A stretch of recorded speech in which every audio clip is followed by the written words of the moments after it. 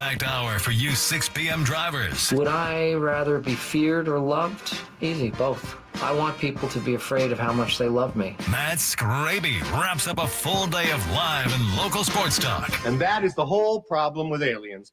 You just can't trust them. Occasionally you meet a nice one, but usually they turn out to be some kind of big lizard. The Skraby Show starts now on 97.3 The Fan. Hello and welcome into the Skraby Show for October 7th, 2025. Thank you for joining me. We have some Padres to talk about tonight. We'll talk about John Seidler's letter to the fans a little bit. We'll throw that around. We'll also talk about the Padres arbitration-eligible players and how much they're going to spend on them, a projected spend on them. And then we're just going to have a little bit of fun because it's not really a slow sports day, but for San Diego, it's kind of a slow news day. So we will get into a lot today. And all guests on the show on 97.3 The Fan are brought to you by the David P. Shapiro Fan Hotline. Facing criminal charges, trust David P. Shapiro criminal defense attorneys, helping clients regain control since 2010. Visit davidpshapirolaw.com.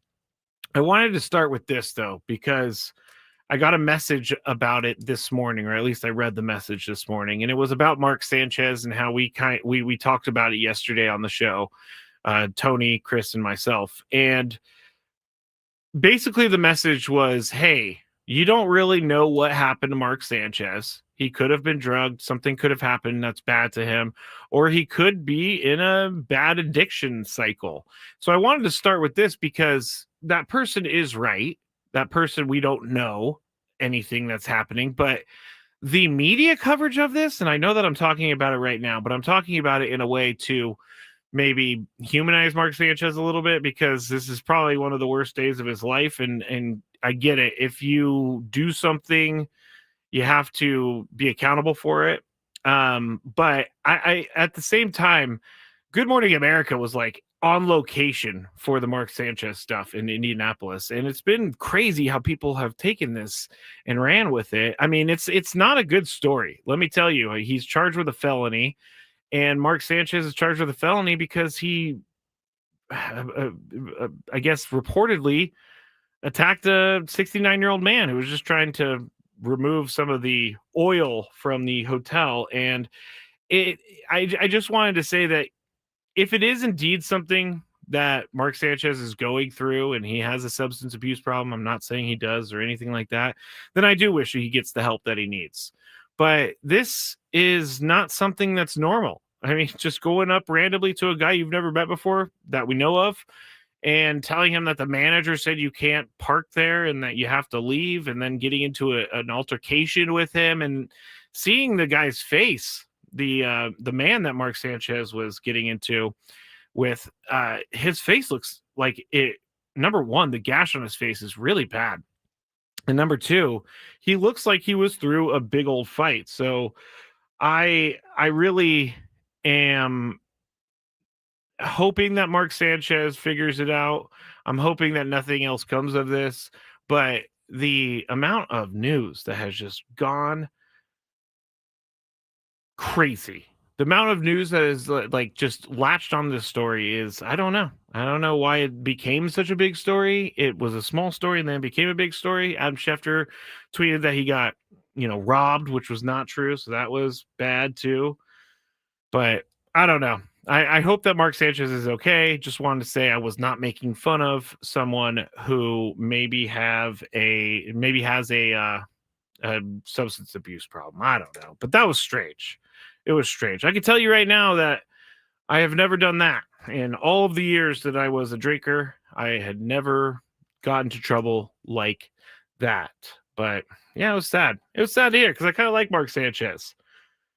Trevor says sounds like something Drunk Skraby would have said. I would, Drunk Skraby said a lot of crazy things, but I never tried to like seek out people and say crazy things. All right, I'm going to change the subject here. Katrina, it's Skrabinator season. You're absolutely right. It is Skrabinator season, which is Padres off season. So Tuesday, Wednesday, and Fridays, for the most part, you're going to get me here from 6 to 7 p.m. Monday and Thursday through Monday and Thursday, Monday Night Football, Thursday Night Football.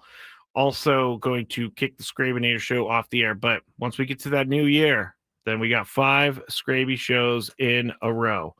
The Yankees are going downhill fast. Carlos Rodon not doing a great job. Cody Bellinger earlier this inning tried to make a tough catch, but he didn't. Trent Grisham threw it to second base instead of home. It scored another run. But Blue Jays are about to they're about to oust the Yankees. I guess it's only the top of the third, so there's still plenty of time to go. But the Blue Jays are leading 6-1 right now in New York at Yankee Stadium. And that's a terrible feeling to be in. At least, the Padres had a shot up until their last batter, which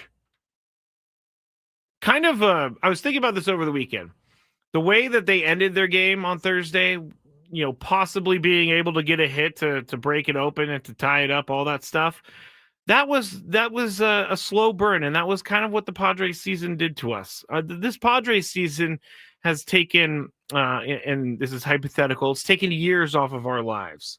And I think that this year would be something that we could all learn from. I think the players could learn from it. I think the manager could learn from it. I think the general manager could learn from it.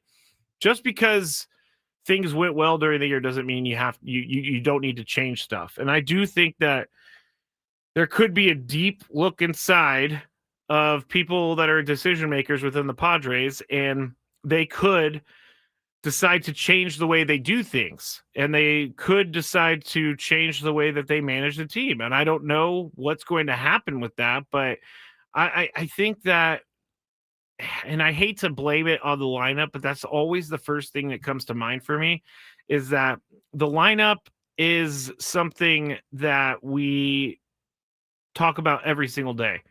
And when there is a part of the lineup that you're just not seeing mesh, and I know that I don't have all of the information that the Padres have.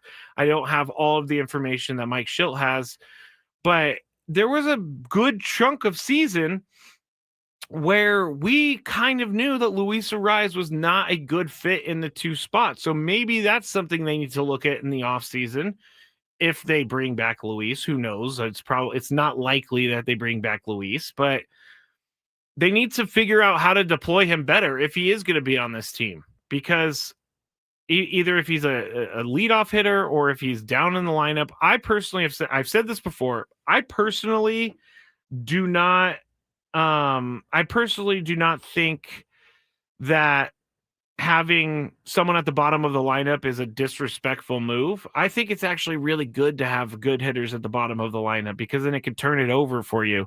And if Luis was hitting in the 7th or 8th spot in the lineup, then I think if he was in 7th or 8th in the lineup throughout some of this year, I can't predict the future or the past, and I can't say that it would have been better, but I would have liked to see that. So those are the type of things I think that they're going to be those conversations are going to be had over the offseason. And how do we get better? That's how you need to tackle this. Is we did have a good season. We made the playoffs. We won 90 games back to back, but we did not get past the wild card round, which is, to me, I said it last week, I hate the word failure, but that's not where we thought this team was going to go. And I also think that many people aren't allowing us to talk about the injuries for the Padres, but I also think that Ramon Laureano not being a part of that wild card roster was a big, huge issue for them, because they had to stack those 3 lefties in a row, and we saw what happened when those 3 lefties faced Drew Pomerantz, which really bothered me as well, because Drew Pomerantz was hurt with the Padres forever, but he was looking great. And so you gotta think that maybe things would have been a little different. Now, what AJ Cassavell said earlier today about the Padres that I agreed with was, this year was not as much hurt for me when the season ended as last year, because last year they were clearly a team that was built to go to the World Series. Tanner Scott was firing on all cylinders. You had Robert Suarez. I mean, we know who was on the team last year. We do. think that team was probably one of the best Padres teams. I can't say ever, but top 3 teams for sure. And the way that they went out of the playoffs last year was much more painful than it was for me this year, because we had seen the offense be stagnant for a long time, or I can't say a long time, but stretches during the season. We saw this offense get stagnant, and then the last week of the season, they start scoring runs again. And so we go into the Cubs series thinking that, hey, this is a good matchup for the Padres. And now you see what the the Cubs are doing against the Brewers. They're not even competing. Brewers are up 2-0 in that series. And you saw how well the Padres matched up throughout the regular season. They took 4 out of 6 games. So they were 4-2 against the Brewers. I think that would have been a great matchup for them. It's all these things that you think about after the fact. But my question that I keep asking myself is, would they have figured it out against the Brewers?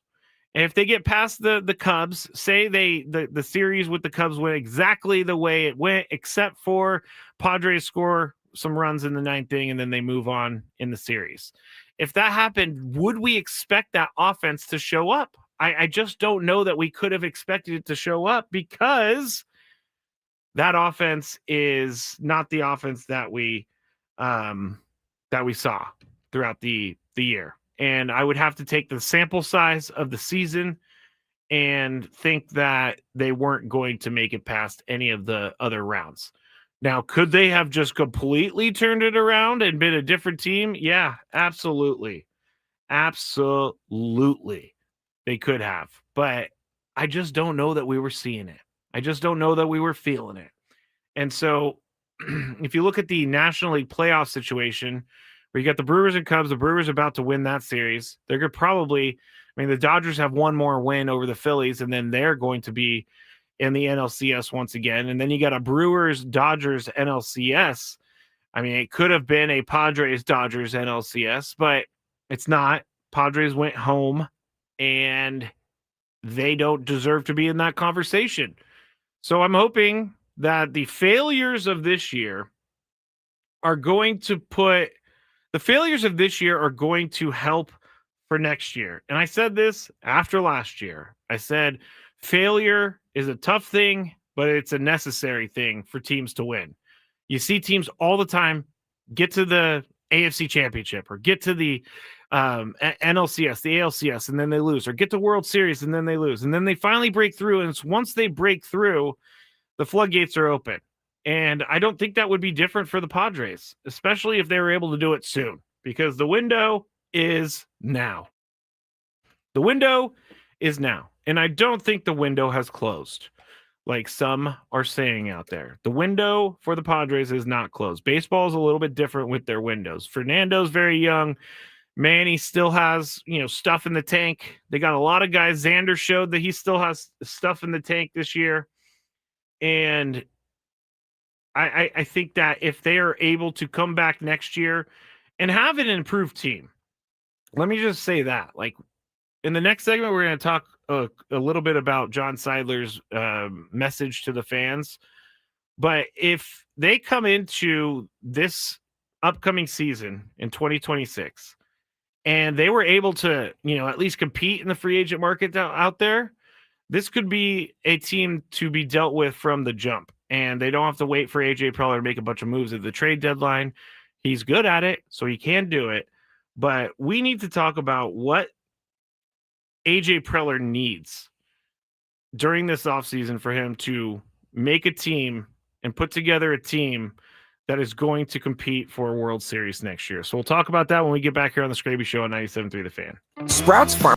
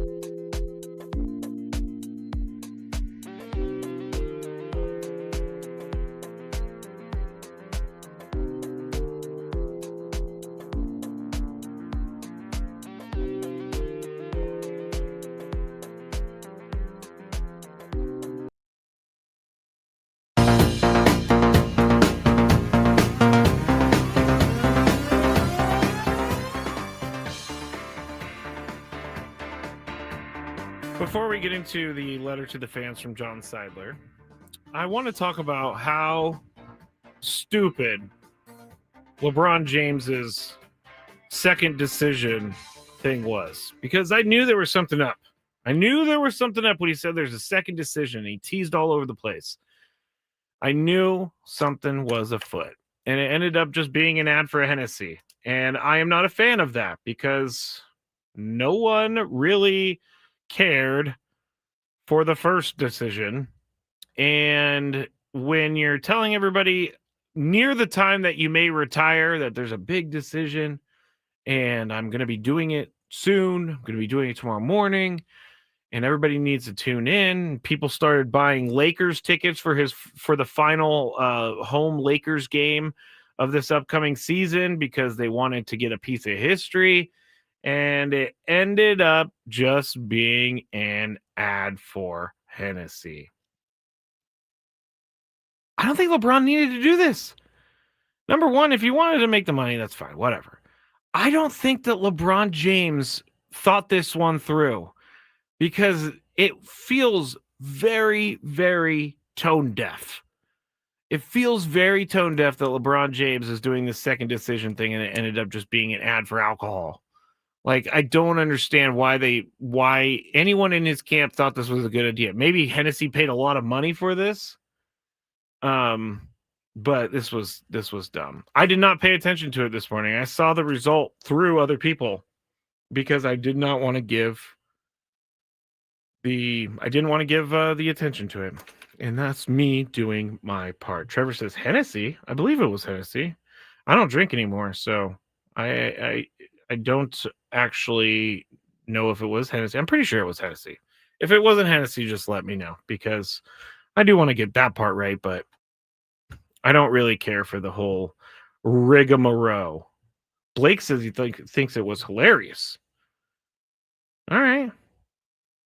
If you think it's hilarious, I'm not telling anyone that they should feel bad about it or whatever or hate it. It's just not my favorite thing. I don't like playing on fans' emotions, and that's exactly what happened here.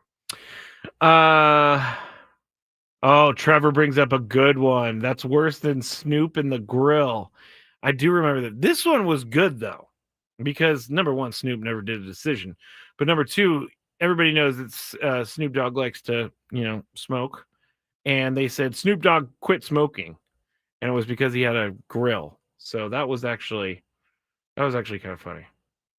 Colebrook, shocker millionaire athlete would ploy a marketing scheme. That's not shocking at all. EC Money, typical LeBron, not surprised. All right, so people are having the same reaction that I did to the LeBron James second decision. There was also on the chat, Jeremy, who I have met before at one of the events. Jeremy said, this is crazy because we talk about this on the show from time to time. Jeremy said he got Manny's last home run of the season at Petco this year, and someone wanted that ball, and they paid $200 for the ball. And I guess it ended up being someone's birthday, and they really loved Manny, and so they wanted to get this ball because it was hit by Manny, and so they paid $200 for it. I think Jeremy is a very good salesperson because $200 for that random Manny home run is a lot of money.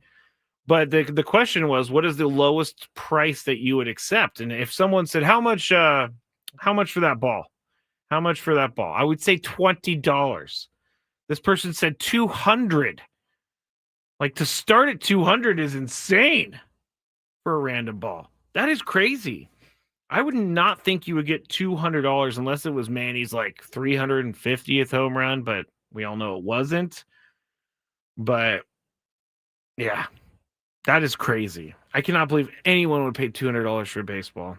I understand that people like those mementos and memorabilia and all those things. I'm not much of a memorabilia person. If you remember a couple weeks ago, one of my friends was getting all crazy about me saving old electronics boxes. So, yeah, I will keep electronic boxes, but I won't keep a baseball that Manny Machado hit over the fence. I know. I am weird. Let's save that clip. All right, you're listening to the Skraby Show. I am Matt Skraby. If you would like to watch the show, you can just go to Facebook, search 97.3 The Fan. Go to YouTube, search 97.3 The Fan. You can go to Twitch, X, at Matt Skraby, MattsKraby, as in boy, Y. Also, at The Skraby Show on YouTube if you would like to become a Skrabinator. And I am going to start planning out these off-season shows that I've been teasing. The Rubik's Cube is number one. For everybody who doesn't know, I was talking about some kid who did a Rubik's Cube in like less than 3 seconds, and I thought that was amazing because the Rubik's Cube thing was I've never been able to solve one, and I've never understood it. And everybody says it's just a bunch of algorithms and it's just a bunch of math. I am not good at math, so that's why the Rubik's Cube is going to be one, and I'm also going to put a 45-minute time limit. And it's so that I don't sit there for 3.5 hours trying to figure this out. The other one would be old audio when I first started radio, and I've listened to some of it, and it's slightly embarrassing, like just embarrassing, because I was a drinker at the time. So you're going to get to hear Skraby being a drinker and all this other stuff. But if you would like to watch those, you need to subscribe to the Skraby Show, youtube.com/@the Skraby Show, SKRAB as in boy, Y.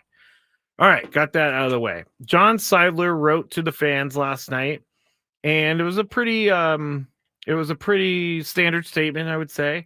There are some things in here that we need to talk about for a second, but here is the second paragraph of this fan statement. While we have made the postseason in 4 of the last 6 years and had 2 consecutive 90-win regular seasons for the first time in franchise history, we fell short of our goal to win a World Series championship. Our elimination in the wild card round was a disappointment and exposed areas where we must improve.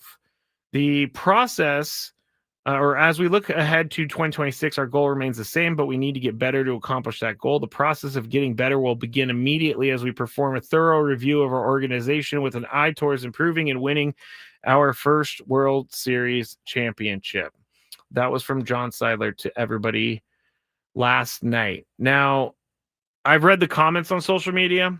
That's what I really like to do, is read what people are saying out there. And one thing that I'm seeing, and I'm not really sure why, because I don't get the feeling from this statement that the Padres are going to get rid of AJ Preller and Mike Schilt.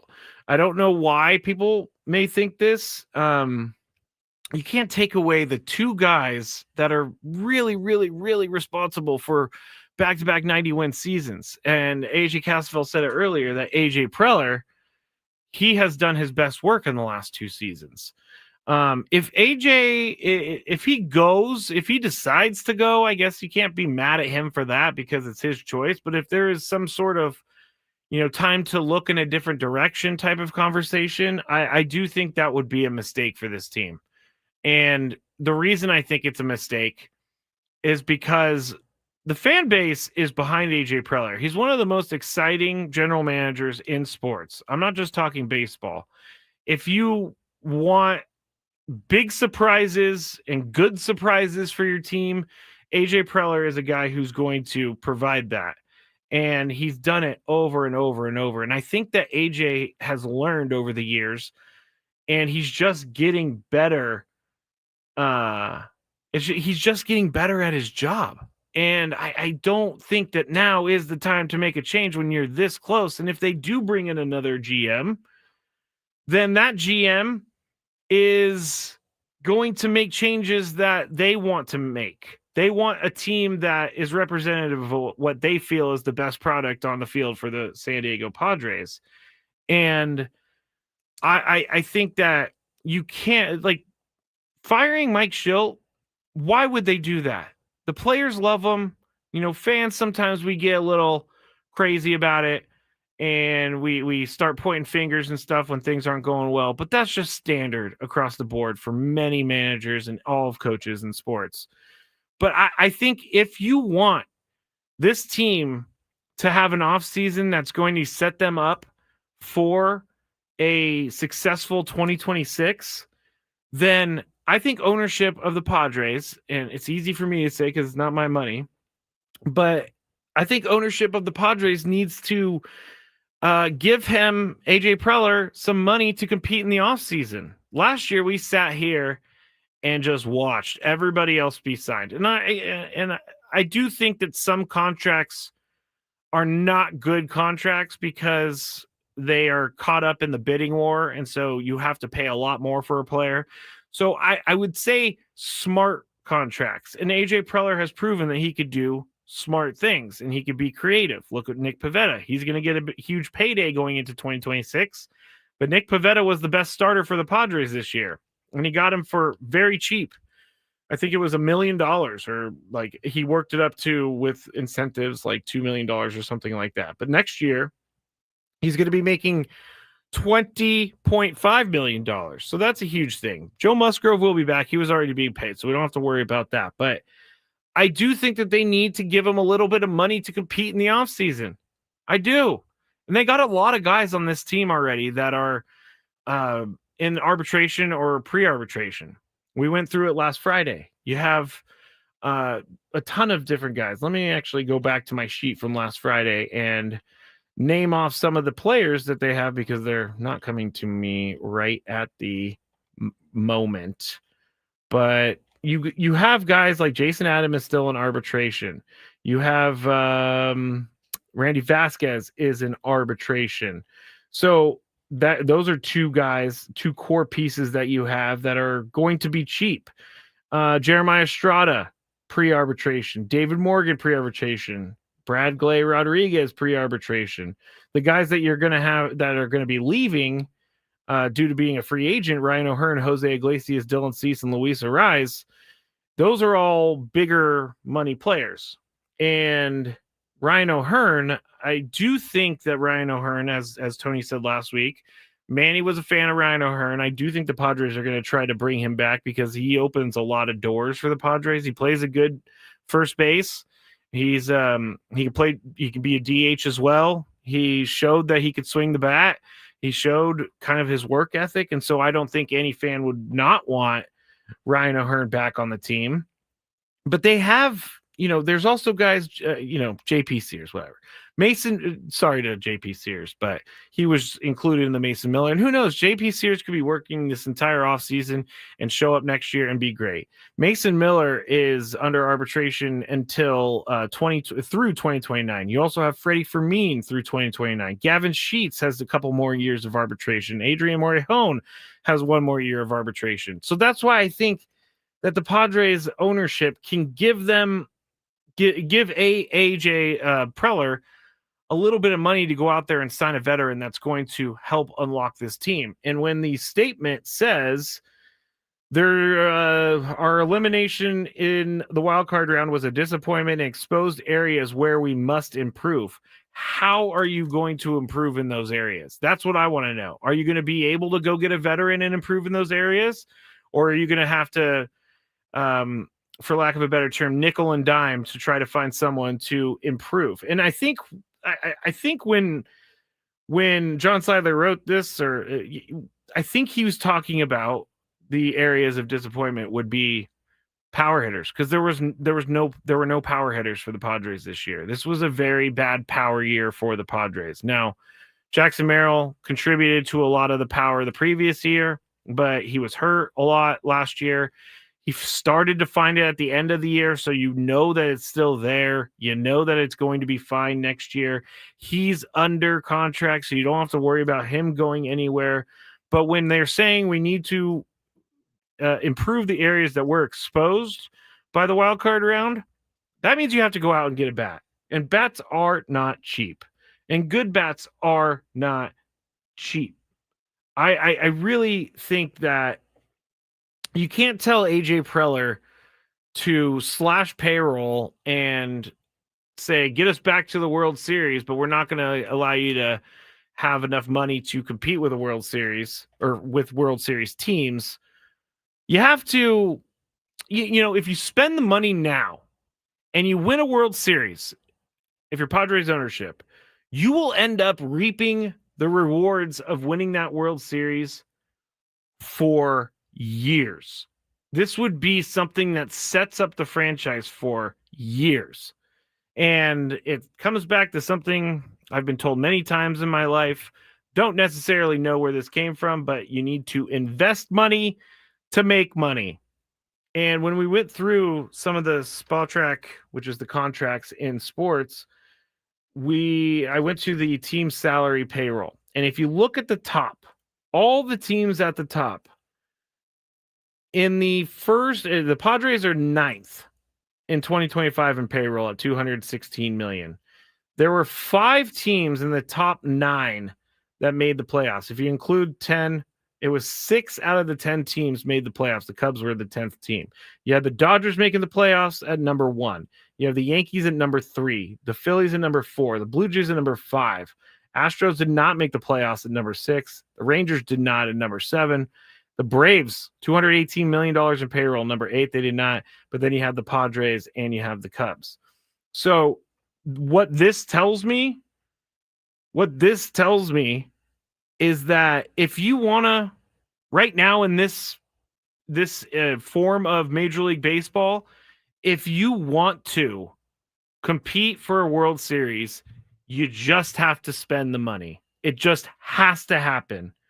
Because the lowest team on the list who made the playoffs, well, the Mariners, $164 million, Tigers, $157 million. They're right in the middle. Those teams don't always make the playoffs. The Reds, $119 million. They did make the playoffs. They got bounced real quick. The Cleveland Guardians, they got bounced too with a very low payroll. So if you want to compete with the big boys or big teams, you got to spend money. And the Padres have done that.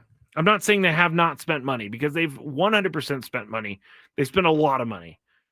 But if you want to continue to win and you want to continue to try for that World Series, you're going to have to spend more money. You need to bring in some names.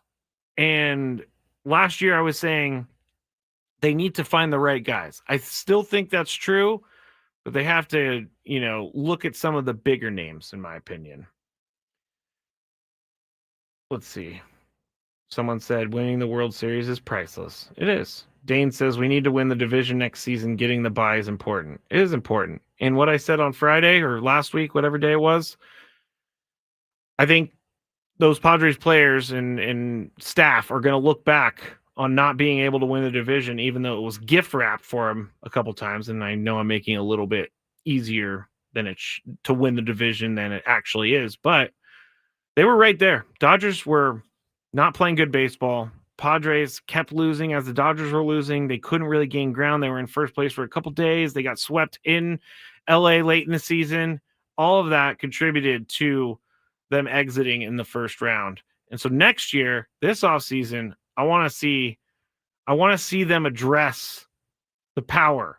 They need someone that's going to bring a big bat to the lineup. Manny Machado can hit his 27 home runs, but the Padres need someone that is more often than not going to drive in runs and hit for power, even though they play at Petco Park. So in totality, if John Seidler is going to say that they're going to identify areas and they're going to fix those areas, I say they have to spend a little bit more money because that's what keeps you with those other teams at the top. And that's just how it is right now in baseball. All right. Matt Skraby here. Skraby Show, 97.3 The Fan. I still have a daily gripe, so everybody stick around for that, which is it's like something that irks me throughout the day or throughout the weekend or something like that. Playoff baseball is top of the 9th. Seattle is winning 6-1 over the Detroit Tigers. We'll update you on that if it finishes. Also, the Yankees and the Blue Jays. The Blue Jays are leading 2-0. They're up right now, so they may be ousting the Yankees. We have some more to talk about when we get back here on the Skraby Show on 97.3 The Fan. The biggest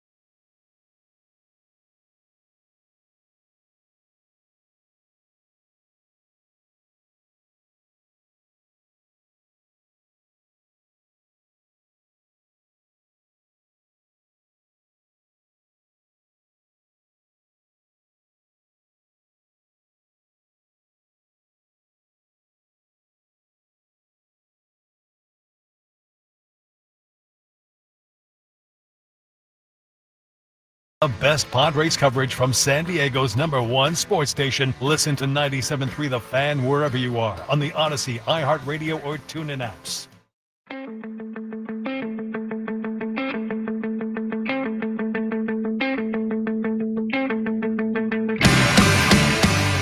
Talk about a disappointment for fans. Tigers, bottom of the ninth, no outs, but Seattle is winning 8-1. When they complete this win, they will be up in the series 2-1. So talk about a disappointment. I mean, the Tigers have been a weird team for their fans this year. Tigers have been a really weird team for their fans this year because they started out on fire and then they ended up just limping towards the playoffs, which we kind of know here in San Diego. But to be down 8-1 in the bottom of the ninth, and you're going to go down in the series and you're at home, that's not good. That is not good. That game, 8-1. In the top of the fourth, the Blue Jays are leading the Yankees 6-3. Camilo Doval is now pitching for the Yankees. Gotta say, this is like really the first time I've kind of seen Camilo Doval in the Yankees uniform. Looks strange after seeing him all those years in the Giants uniform. But we'll see how that goes. There's a runner on, 2 outs. Toronto 6-3. Alejandro Kirk, Tijuana's own, is up to bat, and he hit it to third base, and they get out of the inning. So there you go. Clay in the South Bay made a great point about what the Padres need to do and what they need to bring in, and that would be a bat that can hit with runners in scoring position. I didn't even really say that, but I should have, because that was also a frustrating thing about the wild card series, is that it just seemed like the Padres could not hit with runners in scoring position. The top 3 guys in the order went 4 for 33. That's not going to win you games. And I saw this tweet last night in the middle of the Phillies and the Dodgers game, and I wanted to bring it to everybody else because it's like the Phillies have some mashers. They are loaded with guys that can hit for power. But and $927 million has been invested into these 5 players for the Phillies: Bryce Harper, Trey Turner, JT Realmuto, Nick Castellanos, and Kyle Schwarber. They were 2 for 26 at a certain point last night, with 11 strikeouts, 2 walks through 14 NLDS innings. So it just goes to show you that if the big players in your lineup don't hit, it doesn't matter. It doesn't matter. So you got to just hope that they find their stride. I mean, the top 3 guys for the Padres, 4 for 33, but those are 5 guys that are 2 for 26 with 11 Ks. That is a lot. That is a lot, and that's not much of anything to write home about, honestly. The Tigers have 2 guys on with no outs. We'll see if they can make a rally, or they can rally a little bit. Let's see. What did I want to go to next? I got to get used to this Skraby Show flow, because I'm out of the Skraby Show flow, and we're almost done with the show. So we'll have the Daily Gripe in a second. FanDuel Sports TV, they broadcast NBA, MLB, and they have announced that they're going to be doing something that I think is a huge mistake, and that is to have a central. They have a central production hub now that they're building in Denver. So the scores that are put on the screens, producers, guys who run the broadcast are going to not be on site. And I was reading the Athletic article. It didn't really say who was going to be where, but they are trying to bring everybody to Denver so that they can all work under one building. And I asked Tony, like, how much does a producer on site help, or is it necessary to have the producer on site? And Tony says it can be struggles when you don't have a producer on site. So first off, I know that FanDuel TV is not it's not like exactly the FanDuel gambling, but and there's, I think they were formerly Bally Sports or Diamond Sports Group, but FanDuel seems like they have enough money. If they're putting money into broadcasting these games, I understand it's expensive to broadcast the games, but come on. Like, stop sacrificing the product for you to save a little bit of money. And you know why they will always do that? It's because we'll keep watching. Even if the product is bad, we'll keep watching. I remember those COVID broadcasts. Those COVID broadcasts where Tony and Jesse were at Petco Park. Like, Tony and Jesse called Joe Musgrove's no-hitter from Petco Park off of a TV. Like, that is crazy. That is absolutely crazy that they had to do that. I remember Jesse saying a couple times, because he just couldn't tell where the ball was, but he would say, and the ball goes foul, I think. They didn't show us, so I don't know. Those are the things that you're going to get if these people aren't on site. I'm not a big fan of companies just cutting money from everything important. Everything important. Oh, wow. Tigers scored 2 runs there. Still no outs. So it's 8-3 now, bottom of the 9th. No outs. Mariners leading. I think I saw Munoz warming up, so maybe they'll bring him in here in a second. But, man, if the Mariners lose this one, which they're 5 runs clear right now, that would be something. That would 100% be something. What's annoying Skraby today? Let's find out. It's time for the Daily Gripe.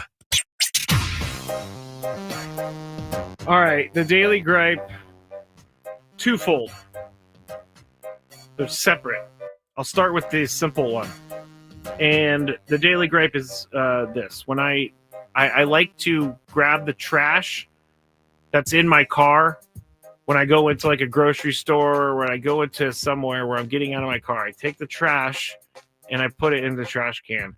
Why does it seem, here's the gripe, why does it seem, A, like there are less and less trash cans in this world, and B, why are the trash cans always full? Like today I had to put my thing on the top and I had to like move it around so that it wouldn't fall off. Like, why? Why can't we have a trash can that works? I don't like playing the balancing act game on the trash can. That is not what I like. And please start putting trash cans outside of businesses again, because I really want to throw away my stuff. All right. The real Daily Gripe is when TV shows jump the shark. And I'm a big fan of Netflix's Monster series. Oh, yeah, Jacob says recycle. Yes, do recycle. I do recycle as well.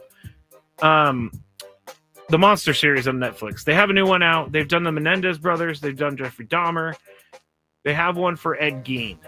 And I don't even know what I'm watching anymore, because the story has been changed so much. It's not the Ed Gein story anymore. They would have been better off just doing a story that was based on Ed Gein, because they have made this show so out there that I don't even know what I'm watching anymore. Am I watching the Ed Gein thing? And Dominic says I couldn't get past the voice. I do love, I think his name is Charlie Hunnam. I like him. And the voice is weird, but that's kind of how Ed Gein talked. But like as the show goes along, they get further and further and further away from the actual story. And then he connects, in jail with someone that none of this happened. And so that's my Daily Gripe is, why did they make such a weird show? There's a reason that people don't do the Ed Gein story, because even though it's shocking, because Ed Gein was, responsible for a lot of the inspiration for horror movies like the Texas Chainsaw Massacre, Psycho, things like that. But his story is actually kind of boring. Like, that's why no one ever really does the story. So I understand why they had to change the story in this Netflix show, but it's not anything like his real life. So I don't understand it.